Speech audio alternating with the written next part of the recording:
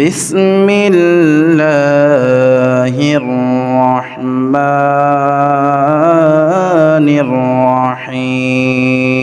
الرحيم يا أيها الذين آمنوا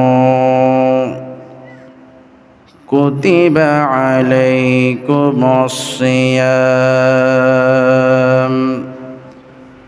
كما كتب على الذين من قبلكم لعلكم تتقون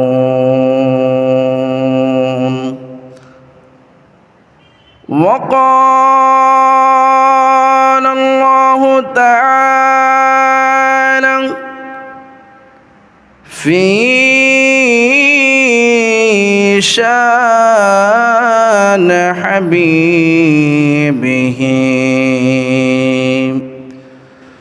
مخبرا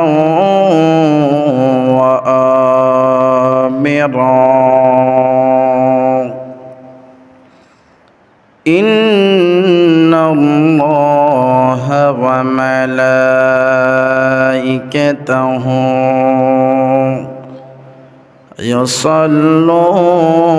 يصلون على النبي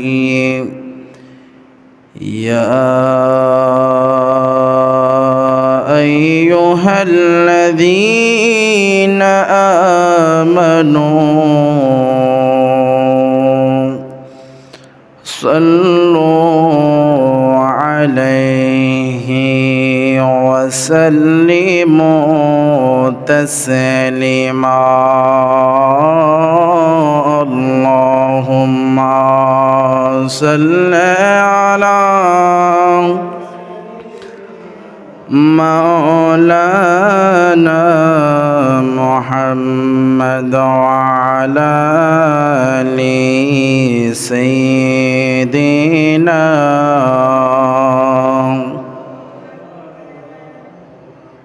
تو زندہ ہی واللہ تو زندہ ہی واللہ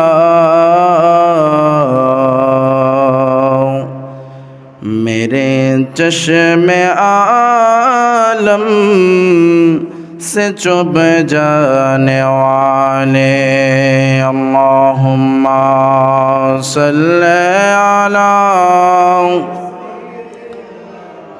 مولانا محمد وعلى آل سيدنا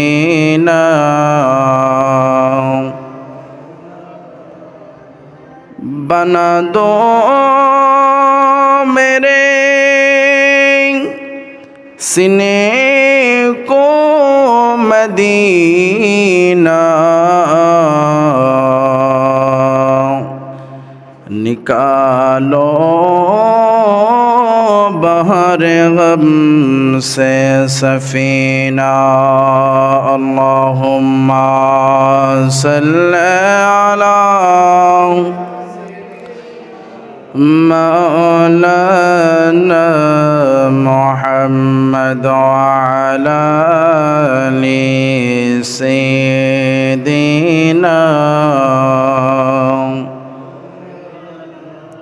صلاة يا رسول الله عليكم سلام يا حبيب الله اس طرف جو نور ہے تو اس طرف بھی نور ہے ذرہ ذرہ سب جہاں کا نوروں سے معمور ہے صلاة یا سلام یا حبیب जिनके नामे का कलमा सारी दुनिया पढ़ते हैं। ओ अरब का जाया है, ओ अरब का जाया है। आमिना की आंगन में सलातुन या सलामुन या हबीब ला इलाहा इल्लल्लाह ला इलाहा ला इलाहा ला इलाहा ला इलाहा इल्लल्लाह मुहम्मदुर রাসূলুল্লাহ। সকলে পড়ি সাল্লাল্লাহু আলাইহি ওয়াসাল্লাম। 11 মাস পরে আসলো সিয়াম সাধনা, 11 মাস পরে আসলো সিয়াম সাধনা। এর প্রতিদান দিবেন, এর প্রতিদান দিবেন স্বয়ং রাব্বানা। 11 মাস পরে আসলো সিয়াম সাধনা, 11 মাস পরে আসলো সিয়াম সাধনা। খুলে দেখো বুখারী পবিত্র কোরআন, আল্লাহর বয়ে রোজা রাখলে কত সম্মান, আল্লাহর বয়ে রোজা রাখলে কত সম্মান। জান্নাতুল ফিরদৌসে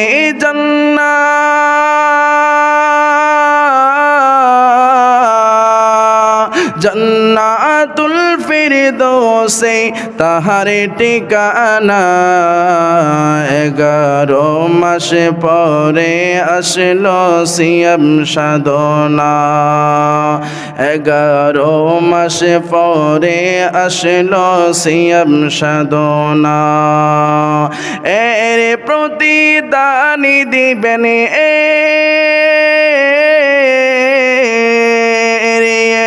প্রতিদান দিবেন স্বয়ং রাব্বানা।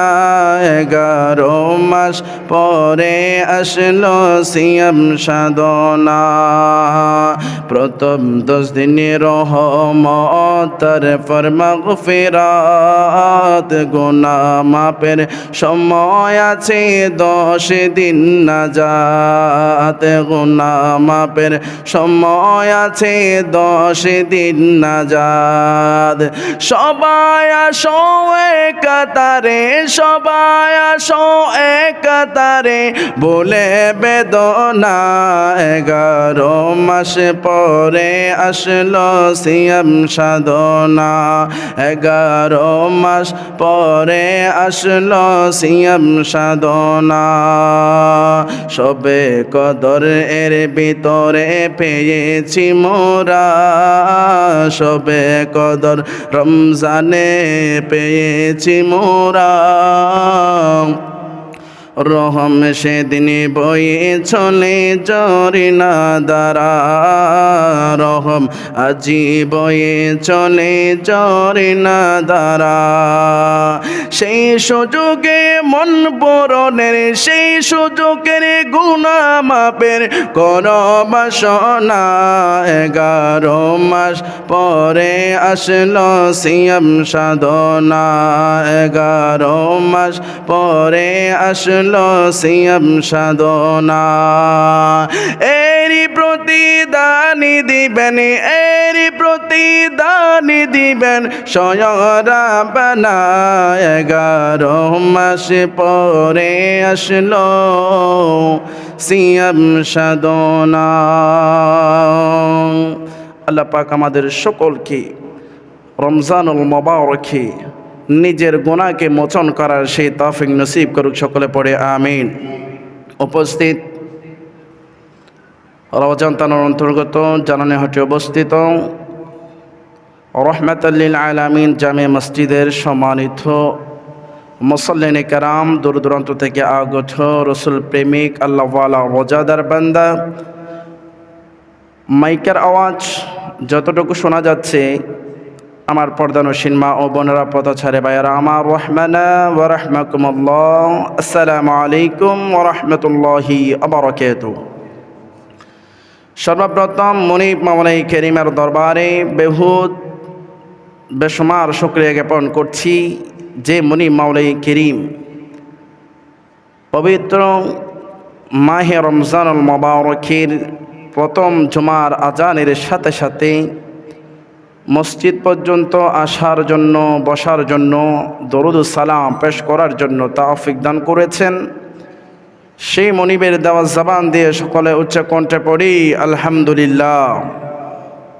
তার সাথে সাথেই আরও লক্ষ কোটি দরুদ ও সালাম, নজরানা, হাদিয়া, তোহফা পেশ করছি যিনি আফতাবে নবুয়ত, যিনি শাহিন শাহে রিসালাত, যেই নবীজির উসিলায় আল্লাহ আমাদেরকে পবিত্র 30 পারা কোরআনুল কারীম দান করেছেন, যেই নবীজির উসিলায় আল্লাহ পবিত্র মাহে রমজানুল মুবারকে গুনাহ মাপের জন্য সুযোগ দান করেছেন, নাজাত পাওয়ার জন্য সুযোগ দান করেছেন, বরকত হাসিলের সুযোগ দান করেছেন। ওই কামলিওয়ালা নবীর কদম মোবারকে লক্ষ কোটি দরুদ সালাম। আল্লাহ পাক আজকের হাজিরিকে কবুল আর মঞ্জুর করুক, সকলে পড়ি আমিন। প্যারা হাজিরিন, আজকের খুতবার মধ্যে পবিত্র কালামে মাজিদের অন্যতম সূরাতুল বাকারা এর 183 নং আয়াতে কারিমা আপনাদের খেদমতে আরজ গুজার করেছি। উক্ত আয়াতের নিরিখে আজকে আমাদের আলোচনার বিষয়বস্তু হচ্ছে রমজানুল মুবারক এটা কি শুধু আমাদের জন্য ফরজ, নাকি অন্য অন্য নবীদেরও রমজান ফরজ ছিল, রোজা ফরজ ছিল? দ্বিতীয়ত আমরা জানব আল্লাহ পাক রব্বুল আলামিন যে আমাদেরকে এত বড় নিয়ামত দিয়েছেন, মানুষরা সুবহ সাদিক থেকে শুরু করে সূর্য অস্ত যাওয়া পর্যন্ত একেবারে পানাহার থেকে আল্লাহকে ভয় করে যে সমস্ত বান্দারা রোজা পালন করছে তাদের কি ফজিলত রয়েছে সেই বিষয়ে আমরা জানবো ইনশাআল্লাহ। পবিত্র কালামে মাজিদের শুরুতে আমার আল্লাহ হরফে নেদা দিয়ে ডাক দেন, ইয়া আইয়ুহাল্লাযীনা আমানু, ওহে ঈমানদারগণ, তোমরা যারা ঈমান আনয়ন করেছো, কুতিবা আলাইকুমুস সিয়াম, আমি আল্লাহ তোমাদের ওপর রমজানুল মুবারকের রোজা ফরজ করে দিয়েছি। একটু জোরে বলুন সুবহানাল্লাহ। তাহলে রমজানুল মুবারকের রোজা ফরজ করেছেন কে? আল্লাহ। আমরা যদি গুনাহগার বান্দা হিসেবে প্রশ্ন করি, আল্লাহ রমজান কি মোবারকপূর্ণ রোজা কি আমাদের জন্য ফরজ করেছেন, নাকি অন্য অন্য নবীদেরও রোজা ফরজ ছিল? আমার আল্লাহ কুরআনুল কারীমের সূরাতুল বাকারা এর 183 নং আয়াতের মধ্যে জানিয়ে দিচ্ছেন, কামা কুতিবা আলাল্লাযীনা মিন ক্বাবলিকুম, ওগো আমার বান্দারা, তোমরা রোজা রাখছো তাই নয়, তোমাদের পূর্ববর্তী যে সমস্ত নবী রাসূলগণ এই পৃথিবীর মায়া ছেড়ে চলে গিয়েছেন তারাও রোজা রেখেছেন। একটু জোরে বলুন সুবহানাল্লাহ। তোমাদের ঘাবড়ানোর কোনো প্রয়োজন নাই, তোমাদের ভয় পাওয়ার কোনো প্রয়োজন নাই। এটা তোমাদের জন্য নতুন নয়, এটা তোমাদের জন্য নতুন নয়। এই রোজা শুধু তোমরা রাখছো তাই নয়, তোমাদের পূর্ববর্তী যে সমস্ত নবী ছিল, নবীর উম্মতরা ছিল, আমি আল্লাহ তাদের উপরও রোজা ফরজ রেখেছি। একটু জোর বলুন সুবহানাল্লাহ। আল্লাহ আমাদের উপর, পূর্ববর্তী নবীদের উপর রোজা কেন ফরজ করেছেন? আল্লাহ বলছেন একটা মাত্র কারণ, লাআল্লাকুম তাত্তাকুন, যেন তোমরা পরহেজগারি, তোমরা তাকওয়া অর্জন করতে পারো। একটু জোর বলুন সুবহানাল্লাহ। তাহলে রোজা রাখার অন্যতম কারণ হচ্ছে আমরা তাকওয়া অর্জন করব, পরহেজগারি অর্জন করব, আমরা মুত্তাকি অর্জন করব। এই রমজানুল মোবারক পেলাম, কিন্তু যদি আমরা নিজেদের গুনাহকে ক্ষমা করতে না পারি, নিজেকে পরিবর্তন করতে না পারি, নিজেকে তাকওয়াবান করতে না পারি, নিজেকে মুত্তাকি করতে না পারি, আমার নবী বলেন ওই সমস্ত বান্দারা ধ্বংস হোক, ধ্বংস হোক। একটু জোর বলুন নাউজুবিল্লাহ। এই আয়াতের মধ্যে একটা বিষয় খুবই লক্ষ্য রাখছি, সেটা হচ্ছে আল্লাহ আমাদের ওপর রমজানুল মোবারকে 30টি রোজা ফরজ করেছেন, এটা আমরা সকলে জানি। কিন্তু আল্লাহ বলেছেন কামা কুতিবা আলাল্লাযীনা মিন ক্বাবলিকুম, তোমাদের পূর্ববর্তী নবী এবং নবীদের উম্মতের উপর আমি আল্লাহ রোজা ফরজ করেছি। তাহলে ইতিহাস জানতে হবে না? এ ব্যাপারে কোরআন এবং হাদিস থেকে বিশেষ কয়েকজন নবী রসুলের রোজা সম্পর্কে আমার নবী বর্ণনা করেছেন। একটু জোর বলুন সুবহানাল্লাহ। আল্লাহ বলেন কামা কুতিবা আলাল্লাযীনা মিন ক্বাবলিকুম লাআল্লাকুম তাত্তাকুন, আমি আল্লাহ তোমাদের উপর রোজা ফরজ করেছি তাই নয়, তোমাদের পূর্ববর্তী যারা এই দুনিয়ার মধ্যে থেকে যে শাসন করেছে, তোমাদের মতো অনেক উম্মত ছিল, ওই নবী রাসূল এবং উম্মতদের উপর আমি আল্লাহ রোজা ফরজ করেছি। এই পৃথিবীর জমিনে সর্বপ্রথম যিনি মানব ছিলেন তিনি হচ্ছেন আদম আলাইহিস সালাতু ওয়াস সালাম। কিতাবের মধ্যে দেখতে পাইলাম আল্লাহ রাব্বুল আলামিন যখন হযরতে আদম আলাইহিস সালাতু ওয়াস সালামকে জান্নাত থেকে দুনিয়ার জমিনের মধ্যে বংশ বিস্তার করার জন্য পাঠিয়েছেন, ওই সময়ের মধ্যে হযরতে আদম সফিউল্লাহ কান্না করতে করতে দুই চোখের পানি জড়াতে জড়াতে গর্ত করে ফেলেছেন। এক পর্যায়ে আদম সফিউল্লাহ উপরে তাকাইলেন, দেখতে পাইলেন আল্লাহর নামের সাথে আমার নবীর নাম। আদম সফিউল্লাহ দেরি করেন নাই, আল্লাহর নামের সাথে যে নবীর নাম আছে ওই নবীর উসিলায় দোয়া করলেন, আমার আল্লাহ তওবা কবুল করলেন। জোরে বলুন সুবহানাল্লাহ। যখন তওবা কবুল করলেন আদম সফিউল্লাহ তো বেশি খুশি হলেন। আদম সফিউল্লাহ ওই দিন থেকে শুরু করে প্রত্যেক চন্দ্র মাসের 13, 14, 15 তারিখ আদম সফিউল্লাহ রোজা রাখতেন। ওই রোজাগুলো আমার আল্লাহ আদম সফিউল্লাহর উপর ফরজ করে দিয়েছেন। জোরে বলুন সুবহানাল্লাহ।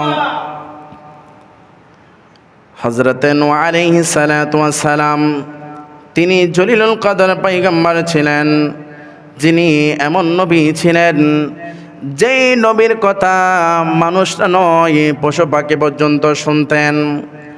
ওই নবীর রোজা কেমন ছিল? হাদিসের মধ্যে দেখতে পাইলাম হযরতে নূহ আলাইহিস সালাতু ওয়াস সালাম বছরে 2টা দিন ব্যতীত, একটা হলো ঈদুল ফিতর আর একটা হলো ঈদুল আযহা, এই 2টা দিন ব্যতীত সারাটা বছর তিনি রোজার মধ্যে কাটাতেন। যদি আমরা দাউদ আলাইহিস সালাতু ওয়াস সালামের রোজার ব্যাপারে দেখতে যাই, হাদিসের মধ্যে দেখতে পাইলাম হযরতে দাউদ আলাইহিস সালাতু ওয়াস সালাম একদিন পর পর রোজা রাখতেন। আমার নবী বলেন হযরতে দাউদ আলাইহিস সালাতু ওয়াস সালামের রোজা আল্লাহর কাছে তো পছন্দ ছিল। আমার আল্লাহ দাউদ নবীর উপর ওই রোজাগুলো ফরজ করে দিয়েছেন। জোরে বলুন সুবহানাল্লাহ। যদি আমরা ইব্রাহিম আলাইহিস সালাতু ওয়াস সালামের রোজার কাছে আসি, তিনি কেমন রোজা রাখতেন? হাদিসের মধ্যে দেখতে পাইলাম আমার নবী বলেন হযরতে ইব্রাহিম খলিলুল্লাহ মাসে 3টা দিন রোজা রাখতেন। হযরতে মুসা কালিমুল্লাহর রোজা কেমন ছিল? আল্লাহ তাআলাকে দেখার জন্য, ওই তাওরাত কিতাব বর্জনের জন্য যখন কাকুতি মিনতি করছেন আমার আল্লাহ মুসা কালিমুল্লাহকে 30টা দিন তোর পাহাড়ের মধ্যে ইবাদতের মধ্যে মশগুল থাকতে বলেছেন। কিন্তু এই 30 দিনের সাথে হযরতে মুসা কালিমুল্লাহ আরও 10টা দিন বাড়িয়ে 40 দিন ইবাদত করেছেন। হাদিসের মধ্যে দেখতে পাইলাম আমার নবী বলেন ওই 40 দিন মুসা কালিমুল্লাহ ইবাদত করেছেন এবং সাথে সাথে তিনি 40 দিন রোজাও রেখেছেন। শুধু তাই নয়, মুসা কালিমুল্লাহর উম্মতের উপর প্রতি বছরে মাহে মুহররমের 10 মুহররম আশুরার দিন ওই 10ম তারিখের রোজাটা মুসা কালিমুল্লাহর উম্মতের জন্য ফরজ ছিল। জোরে বলুন সুবহানাল্লাহ। হযরতে ঈসা রুহুল্লাহর রোজা কেমন ছিল? বাইবেলের বর্ণনা অনুযায়ী তিনি ওই সুদূর মরুভূমিতে টানা 40 দিন যাবৎ রোজা রেখেছেন। ওই রোজা আমার আল্লাহর কাছে এত পছন্দ হয়েছে, আমার আল্লাহ ওই রোজার বিনিময়ে ঈসা রুহুল্লাহকে আখিরি জামানার উম্মত বানাবেন। জোরে বলুন সুবহানাল্লাহ। আর মালিক, হায়রে মালিক, এইভাবে আল্লাহ আমার নবীকে তো বড় উপহার দিয়েছেন। আমার নবী মুহাম্মদ মুস্তাফা সাল্লাল্লাহু আলাইহি ওয়াসাল্লামকে আমার আল্লাহ একদিন 2 দিন নয়, মোবারক পূর্ণ মাসে 30টা রোজা উম্মতের জন্য ফরজ করেছেন। জোরে বলুন সুবহানাল্লাহ। আমার নবী ডাক দিয়ে বলেন লাউ ইয়ালামুল ইবাদু,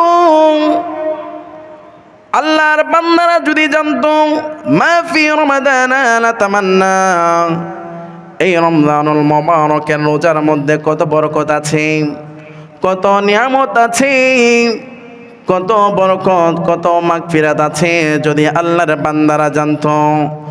উম্মতি আতাকুনা সানাতু কুল্লাহা রমাদানা, তাহলে আমার উম্মতরা 1 দিন 2 দিন 30 দিন নয়, পূর্ণ 1 বছর রোজা রাখার আকাঙ্ক্ষা করত। জোরে বলুন সুবহানাল্লাহ। রোজার মধ্যে এত ফজিলত আছে, রোজার মধ্যে এত বরকত আছে, রোজার মধ্যে এত তাকওয়া আছে, রোজার মধ্যে এত নিয়ামত আছে। আমার নবী বলেন যদি সেই নিয়ামত, সেই বারাকা, সেই ফজিলত যদি আমার উম্মতরা জানতো, তারা 1 দিন 2 দিন রোজা নয়, 30 দিন রোজা নয়, তারা পূর্ণাঙ্গ 1 বছর রোজা রাখার আকাঙ্ক্ষা করতে, ইচ্ছা পোষণ করতে। একটু জোরে বলুন সুবহানাল্লাহ। এই রোজার বরকত আমরা দেখি না বিদায় আমরা অনেকে এটা মনে করি কেন রোজাটা যাচ্ছে না, উপবাসে মরে যাচ্ছি, কিছু খেতে পারছি না। আর যে সমস্ত আল্লাহর বান্দাগণ তাকওয়া অর্জন করতে করতে উচ্চ পর্যায়ে চলে গিয়েছেন, তাদের শুধু 2টা চক্ষু নয়, কলবের 2টা চক্ষু যাদের জারি হয়ে গিয়েছেন, তারা আল্লাহর রহমত দেখতে পায়। রহমত পানে বান্দাকে, গজব পানে বান্দাকে, ওই বান্দারা সব কিছু দেখতে পায়। ওই বান্দাদের কথা আমার নবী বলছেন, ওই বান্দারা যদি এটা জানতো এই রমজানুল মুবারকে এত বেশি বরকত নাজিল হচ্ছে, এত বেশি ফজিলত নাজিল হচ্ছে, এত বেশি নিয়ামত নাজিল হচ্ছে, বান্দার এত বেশি গুনাহ ক্ষমা হচ্ছে, তাহলে বান্দারা সদা সর্বদাই মোনাজাতের মধ্যে বলতো, আল্লাহ আমাদেরকে একদিন 2 দিন নয় 30 দিন নয় সারাটা বছর আমাদের জন্য রমজানুল মোবারক করে দেন। একটু জোরে বলুন সুবহানাল্লাহ। আমরা যারা রোজা রাখি, এই রোজা শুধু আমাদের জন্য ফরজ, এটা নতুন কিছু নয়, এটা পূর্ববর্তী নবীদেরও ছিল, নবীর উম্মতদেরও ছিল, কিন্তু তাদের মধ্যে আর আমাদের মধ্যে কিছু পার্থক্য আছে। পূর্ববর্তী নবীদের এক একজনের রোজা ছিল মাসে 3 দিন, কোন নবী সারাটা বছর রোজা রেখেছেন 2 দিন ব্যতীত, কোন নবী 40 দিন রোজা রেখেছেন, কোন নবীর উম্মতরা 1 দিন রেখেছেন। আর আমার আল্লাহ মহব্বত করে আমার নবীকে ভালোবেসে শ্রেষ্ঠ নবীর শ্রেষ্ঠ উম্মতদেরকে 30টা রোজা দিয়েছেন। ওই 30টা রোজার মধ্যে এমন একটা রাত রেখেছেন যেই রাতে আমার আল্লাহ কোরআন নাজিল করেছেন।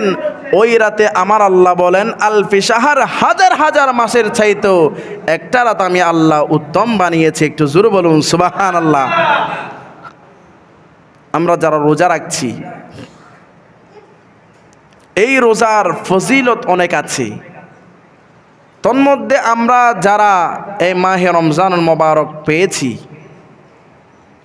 মাহে রমজানুল মোবারকের রোজা রাখছি, আমার নবী বলেন, ইদা জা রমাদানু, যখন রমজানুল মোবারক আসে, ফতিহাত আবওয়াবুল জান্নাহ, আল্লাহ পাক রব্বুল আলামিন জান্নাতের সমস্ত দরজা খুলে দেয়।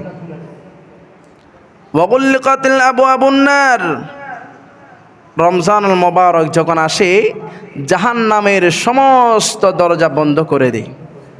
সুবহানাল্লাহ বলবেন না? এটার প্রমাণ কি?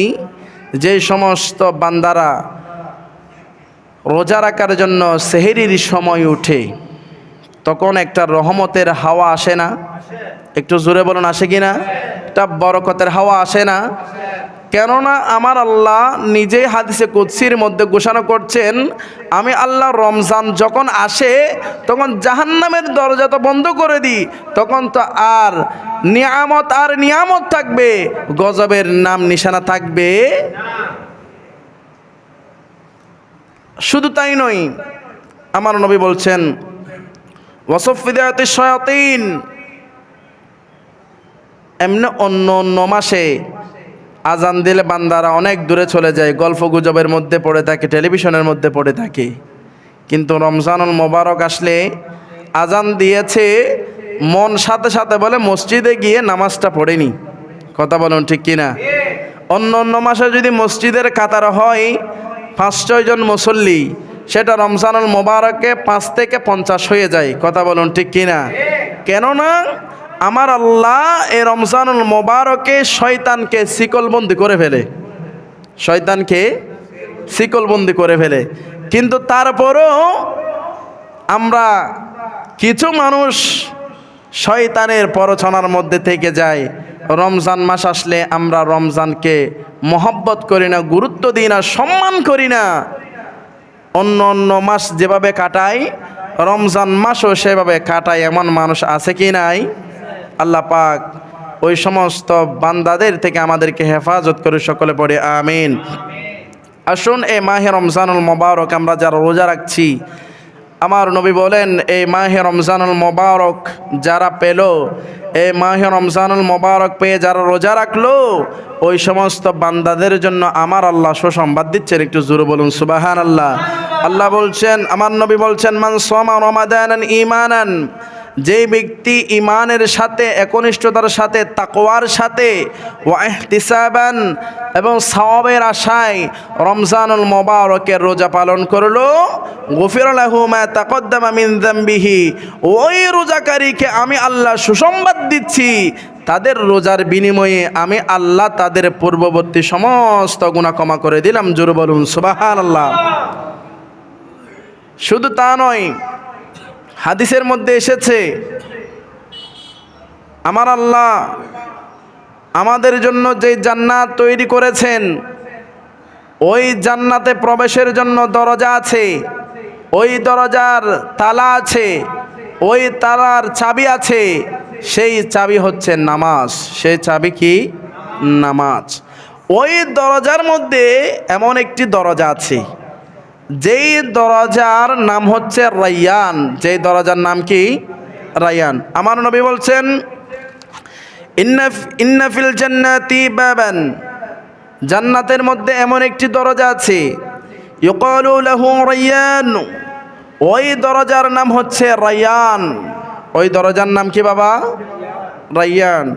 ইয়াদখুলু মিনহু সাইমুনা ইয়াওমাল কিয়ামাতি, কিয়ামত যখন কায়েম হবে, মানুষরা হিসাব নিকাশের জন্য ব্যস্ত থাকবে, মানুষরা ইয়া নফসি করবে। আর আমার আল্লাহ বলেন, যে সমস্ত বান্দারা মাহে রমজান পেল, মাহে রমজানুল মুবারককে সম্মান করলো, ইজ্জত করলো, তাজিম করলো, মাহে রমজানুল মুবারকের রোজাগুলো তাকওয়ার সাথে, একনিষ্ঠতার সাথে, মুত্তাকির সাথে আদায় করলো, ওই সমস্ত বান্দারা হিসাব নিকাশ ছাড়াই তাদেরকে আমার আল্লাহর রায়্যান নামক জান্নাতের দরজা দিয়ে জান্নাতে প্রবেশ করিয়ে দিবেন। জোরে বলুন সুবহানাল্লাহ। শুধু তাই নয়, আমরা যারা রোজা রাখি, আমাদের এই রোজাটা কেমন হবে, এই রোজার প্রতিদান কেমন হবে? পৃথিবীর জমিনের মধ্যে যদি আমরা কোনো একটা ভালো কাজ করি, নামাজ পড়ি, তাসবিহ তাহলিল পড়ি, ইবাদত রিয়াজত করি, প্রত্যেকটা ইবাদতের বিনিময়ে আমার আল্লাহ 10 থেকে 70 নেকি পর্যন্ত বাড়িয়ে দিবেন। সুবহানাল্লাহ বলেন। আমার নবী কি বলছেন?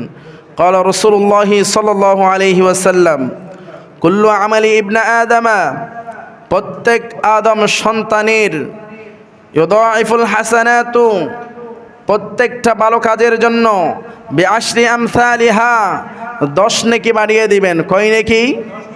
10 নেকি বাড়িয়ে দিবেন। আমার নবী বলছেন শুধু 10 নেকি নয়, আরো শুনে নাও, সাবঈমিয়াতি দিফিন, ওই 10 থেকে আল্লাহ বান্দার আমল নামাকে, বান্দার সওয়াবকে 700 গুণ পর্যন্ত বাড়িয়ে দিবেন। সুবহানাল্লাহ। আর একটু জোরে বলুন না সুবহানাল্লাহ। তাহলে একবার তাসবিহ পড়ছেন লা ইলাহা ইল্লাল্লাহ, আল্লাহ এটাকে 10 বাড়িয়ে দিবেন। আবার আল্লাহ বলছেন 10 থেকে আমি আল্লাহ 700 গুণ বাড়িয়ে দিব। আবার এটা নিয়ে কোরআনের আয়াতও আছে। আল্লাহ প্রত্যেকটা ইবাদতের বিনিময়ে শুধু 1-2 নয়, এই 1-2 থেকে শুরু করে ইবাদতের মুত্তাকি দেখে, ইবাদতের খালেস নিয়ত দেখে আমার আল্লাহ সেটার সওয়াব যত বেশি বাড়াবে, ওই বান্দার যত বেশি মুত্তাকি অর্জন করবে, সেই বান্দা যত বেশি তাকওয়া নিয়ে একনিষ্ঠতার সাথে ইবাদত করবে, আমার আল্লাহ তার নেকিকে তত বেশি বাড়াবে। একটু জোরে বলুন সুবহানাল্লাহ। তো আমার নবী বলছেন, কোন বান্দা যদি কোনো একটা ভালো কাজ করে, ওই ভালো কাজের নেকি 10 থেকে 700 গুণ বাড়িয়ে দিবেন। ক্বালাল্লাহু তাআলা আযজা ওয়া জাল্লা, কিন্তু আমার আল্লাহ বলেন ইল্লা সাওম, কিন্তু রোজা ব্যতীত। কি ব্যতীত বাবা? আর একটু জোর বলুন, কি ব্যতীত? রোজা ব্যতীত। তাহলে রোজার সওয়াব কে দিবে? আমার আল্লাহ হাদিসে কুদসির মধ্যে বলছেন, ফাইন্নাহু লি, এই রোজা হচ্ছে আমার জন্য। এই রোজা কার জন্য? নামাজ পড়ছি মানুষ দেখছে, জিকির করছি মানুষ দেখছে, কিন্তু আমি কি রোজাদার নাকি বেরোজাদার কেউ জানে? আর একটু জোর বলেন, জানে? আমি জানি আর আমার আল্লাহ জানি। আমি যদি রোজা অবস্থায় পুকুরের মধ্যে ডুব দিয়ে 1 ডুব পানি খেয়ে নিই, পৃথিবীর জমিনের কেউ দেখবে? কিন্তু দেখবে কে? এই ভয় আমাদের অন্তরে আছে কি নাই? এই জন্য আমরা গোপনে প্রকাশ্যে কোনো কিছু খাই না। আমরা রোজাদার বিদায়। কি বিদায়? আমরা রোজা রেখেছি কার জন্য? কাকে দেখার জন্য?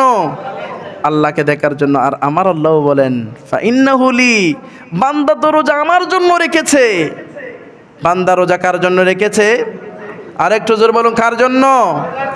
ওয়া আনা আজজি বি, আর এই রোজার প্রতিদান আমি আল্লাহ বান্দার নিজ হাতেই দিব। একটু জোরে বলুন সুবহানাল্লাহ। তাহলে রোজার প্রতিদান কে দিবে? তো রোজাটাও সেভাবে হতে হবে না? আর একটু জোরে বলুন। আসুন আমরা এই সূরাতুল বাকারার 183 নং আয়াতের শেষ আল্লাহ বলেছেন লাআল্লাকুম তাত্তাকুন, রোজা আমাদের উপর ফরজ করেছেন একটা উদ্দেশ্য, সেটা হচ্ছে আমরা যেন তাকওয়া অর্জন করি। কি করি বাবা? তাকওয়া অর্জন করি। তাকওয়ার বিশেষ 3টি স্তর আছে। তাকওয়ার কয়টি স্তর আছে? একটু আওয়াজ দিয়ে বলে কয়টি? 3টি। 1 নাম্বার হচ্ছে গুনাহ বর্জন করা। 1 নাম্বার কি বাবা? গুনাহ বর্জন করা। তাহলে তাকওয়া অর্জন করব, কিন্তু গুনাহ করব, তাহলে তাকওয়া হবে? হবে না। তাকওয়া অর্জন করব, গুনাহ করা যাবে না। 2 নাম্বার হচ্ছে আল্লাহর ভয় নিয়ে ইবাদত করা। আমি ইবাদত করছি, আমার ইবাদত সম্পর্কে পৃথিবীর কেউ না জানলে জানে কে? আর একটু আওয়াজ দিয়ে বলে জানে কে? তাহলে ইবাদত করার সময়, সিজদা দেওয়ার সময়, রুকু দেওয়ার সময়, তাসবিহ তাহলিল পড়ার সময়, মানুষকে দান করার সময়, তাহলে ভয় থাকতে হবে কার? আল্লাহর। 3 নাম্বার হচ্ছে ইখলাস ও পরহেজগারি অর্জন করা। আমার ইবাদতের মধ্যে একনিষ্ঠতা আনতে হবে। আমি আল্লাহর জন্য ইবাদত করছি, পৃথিবীর কাউকে দেখানোর জন্য ইবাদত করছি না। তাহলে আমি পরহেজগার কীভাবে হব? অন্য মাসে আমি মাথায় টুপি ছাড়া চলতাম, কিন্তু রমজান যখন এসেছে, রমজানের সম্মানার্থে আমি মাথায় টুপি দিব। অন্য মাসে আমি মানুষকে গালিগালাজ করতাম, কিন্তু রমজান এসেছে, রমজানের সম্মানার্থে গালিগালাজ করব না। অন্য মাসে আমি খারাপ কাজ করতাম, কিন্তু রমজানের সম্মানার্থে আমি খারাপ কাজ থেকে দূরে থেকে মসজিদের মধ্যে পঞ্জাগান নামাজের মধ্যে শরীক শামিল হয়ে গেলাম। তাহলে বোঝা গেল আমার ইবাদতের মধ্যে একনিষ্ঠতা এবং পরহেজগারি চলে এসেছে। একটু জোরে বলুন সুবহানাল্লাহ। এবার আসুন আমরা জানবো গুনাহ করার অন্যতম মাধ্যম হচ্ছে জিহ্বা। অন্যতম মাধ্যম কি? এই জিহ্বা হচ্ছে গুনাহ করার অন্যতম মাধ্যম। এই জিহ্বা দ্বারা বিশেষ করে কয়েকটি গুনাহ হয়। তন্মধ্যে 1 নম্বর, আমরা হারাম খাই। আমরা কি খাই? আমরা হারাম খাই। খাই কি না? 2 নম্বর, আমরা সুদ খাই। খাই কি না? তাহলে সুদের টাকা দিয়ে যদি ইফতার করে সেহরি করি, ওই রোজা হালকা হবে না ভারী হবে? আর একটু জোরে বলেন, হালকা হবে না ভারী হবে? প্রয়োজনে হালাল উপার্জন থেকে একটা খেজুর খাবো, ওই খেজুরের বদলতে কাল কটিং হাসর নসরে মানুষরা ইয়ানফসি করবে, হিসাব দেওয়ার জন্য ব্যস্ত থাকবে। ওই কটিং মুসিবতের সময় আপনার হালাল ইনকাম দিয়ে আপনি যখন একটা খেজুর দিয়ে ইফতার করেছেন, সেহরি খেয়েছেন, ওই খেজুরের বদলে আমার আল্লাহ আপনাকে কটিং হাসরের মধ্যে মানুষকে হিসাব নিকাশের মধ্যে ব্যস্ত রাখবে, আর আপনি গুনাহগার উম্মতকে আল্লাহ খানার মধ্যে ব্যস্ত রাখবে। একটু জোরে বলুন সুবহানাল্লাহ। তাহলে হারাম খাওয়া যাবে না, সুদ খাওয়া যাবে না। 2 নাম্বার, আমাদের জিহ্বা দিয়ে আমরা অন্যতম আরেকটা গুনাহ করি, সেটা আমরা মিথ্যা কথা বলি। কি বলি বাবা? মিথ্যা কথা বলি। তাহলে রমজান উপলক্ষে মিথ্যা কথা ছাড়তে হবে কি না? মিথ্যা কথা বলা যাবে? যদি আমরা মিথ্যা কথা বলি, আমাদের রোজা হালকা হয়ে যাবে। আমাদের রোজা কি হয়ে যাবে? হালকা হয়ে যাবে। এবং অশ্লীল কথাবার্তা বলা যাবে না। অশ্লীল কথাবার্তা বলা যাবে না। এই বিষয়গুলো যদি আমরা লক্ষ্য রেখে যদি আমরা রোজা রাখতে পারি, তাহলে অবশ্যই আল্লাহ আমাদের রোজাকে কবুল করবে। সকলে পড়ুন আমিন। রোজার বিশেষ 6টি আদব আছে। রোজার কয়টি আদব? একটু সবাই বলে কয়টি আদব? 6টি আদব। 1 নাম্বার হচ্ছে রোজা অবস্থায় আমাদের দৃষ্টির হেফাজত করতে হবে। রোজা অবস্থায় রোজা রাখলাম, কিন্তু মোবাইলের মধ্যে আমরা বেহেয়াপনা, গান, বেশ্যা সব কিছু আমরা দেখলাম, তাহলে আমাদের রোজা আর রোজা থাকলো না। আমি রোজাদার আর বেরোজাদার দুইজনে সমান হয়ে গেলাম। তাহলে 1 নাম্বার, প্রকাশ্যে অপ্রকাশ্যে আমাদের দৃষ্টিকে হেফাজত করতে হবে। 2 নাম্বার, আমাদের জবানের হেফাজত করতে হবে। জবান দিয়ে মিথ্যা কথা বলা যাবে না, জবান দিয়ে অশ্লীল কথা বলা যাবে না, এই জবান দিয়ে পরনিন্দা করা যাবে না, এই জবান দিয়ে গীবত করা যাবে। 3 নাম্বার হচ্ছে কানের হেফাজত করা। দেখছেন আপনি রোজাদার, কিছু মানুষ বসে অন্য মানুষের গীবত করছে, আপনি সেখান থেকে দূরে সরে যাবেন, তাহলে দেখবেন আপনার কানের হেফাজত হয়ে গেছে। কানের হেফাজত হয়ে গেছে। 4 নাম্বার হচ্ছে শরীরের অঙ্গ প্রত্যঙ্গের হেফাজত। আমি রোজা রাখলাম, কিন্তু আমার শরীরের অঙ্গ প্রত্যঙ্গের হেফাজত করলাম না। আমি নিজে নিজেকে কন্ট্রোল করতে পারলাম না, তাহলে আমি রোজা রেখে আর কোনো ফায়দা। এই রোজা রেখে সমস্ত রকম অঙ্গ প্রত্যঙ্গ এবং প্রত্যেকটা ফাশেহা কাজ থেকে, খারাপ কাজ থেকে, স্ত্রীর সঙ্গম থেকেও আমাদের বহু দূরে থাকতে হবে। আল্লাহ পাক কবুল করে, সকলে পড়ে আমিন। 5 নাম্বার হচ্ছে, আমরা যে রোজাদার, এই রোজা কবুলের জন্য আল্লাহর কাছে ভীতি থাকতে হবে। আমার রোজা কবুল হচ্ছে কিনা, আল্লাহ আমার রোজা কবুল করছে কিনা, আমি রোজা রাখছি, এই রোজা কি ভেঙে গেছে, আছে কি, আমার রোজাটা কতটুকু মজবুত আছে, এটা নিয়ে মোনাজাতের মধ্যে আল্লাহর কাছে ছোট হয়ে যাবেন, ভীতি প্রদর্শন করবেন। আপনি যখন ছোট হয়ে যাবেন, আপনার রোজা যদি কোনো কারণে যদি ভেঙেও যায়, আপনার ওই তাকওয়ার কারণে, ভীতির কারণে আল্লাহ আপনার রোজাকে কবুল করে নেবে। সুবহানাল্লাহ বলেন। 6 নাম্বার হচ্ছে, আমরা ইফতারের সময় একটু কম খাবো। ইফতারের সময় কি খাবো? ইফতার সব আইটেম থাকবে, কিন্তু ইফতারের সময় আমরা কম খেয়ে ইফতারটা সেরে আমরা মাগরিবের নামাজটা পড়ে নিব। এটা আমরা বেশিরভাগ মানুষ অলসতার মধ্যে কাটাই। রোজা হচ্ছে 1 ফরজ, কিন্তু নামাজ হচ্ছে 5 ফরজ। আপনি একটা ফরজের জন্য যদি 5টা ফরজ ত্যাগ দেন, তাহলে আপনার রোজাটা হালকা হয়ে যাবে। তাই ইফতারের সময় একটু কম খেয়ে নামাজটা পড়ে একেবারে আপনি সারা রাত পেটের ভিতরে, পেটের বাহিরে যা মন চায় হালাল উপার্জন থেকে সব কিছু খেতে পারবেন। আল্লাহ পাক আমাদের সকলকে এই 6টি রোজার আদব মেনে চলার সেই তৌফিক নসিব করুক, সকলে পড়ে আমিন। ওয়া আখিরি দাওয়ানা আলহামদুলিল্লাহি রাব্বিল আলামিন। আসসালামু আলাইকুম।